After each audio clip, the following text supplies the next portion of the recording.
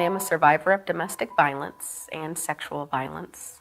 I was in a domestic violence and sexual violence relationship on and off for 10 years since 2007. It was a terrible cycle of domestic violence where one minute he was as nice as could be and the next minute he was very violent and screaming and yelling and throwing and hitting and headbutting, and I just said, enough, I need help.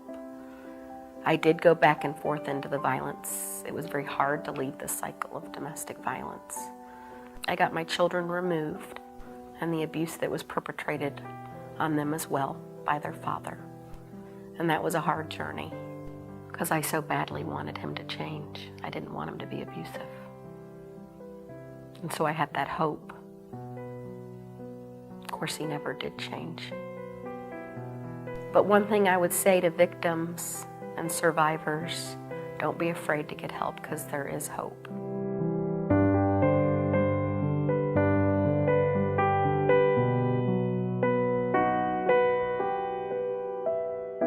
I first began my journey of getting help when I first went to Helpmate.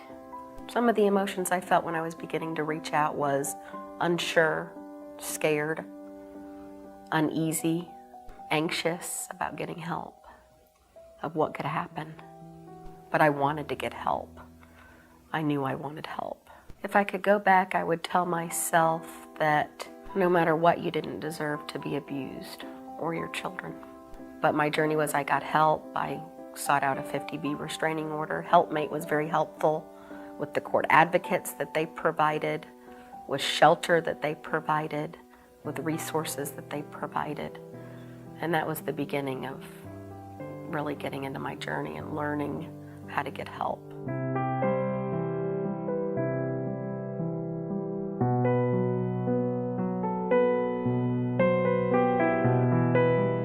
I felt very blamed. I didn't fully feel safe because not only was I being abused, but I got my children removed. It's hard to leave. I know now it's the best thing I ever did, was leaving for me and my kids. But when you're in the midst of it and you're debating whether or not to stay or to leave, it's very hard to leave. So having a good support network of people that understand, not a blaming support network or a critical support network, but a support network that is there to help the victim and their children through this.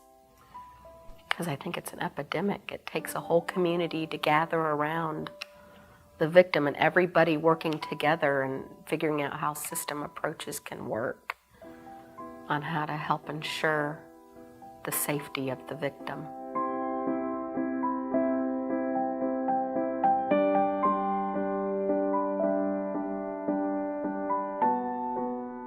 I like that the Family Justice Center is going to be a one-stop place because I think it's going to help with financial, gas.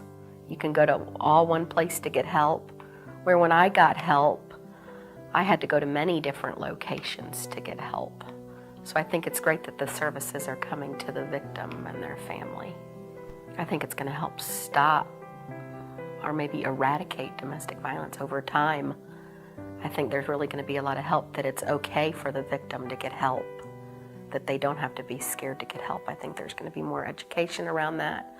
I think there's going to be more accountability. Just last week, I heard April Burgess Johnson with Helpmate doing a vigil for a lady that got murdered because of domestic violence.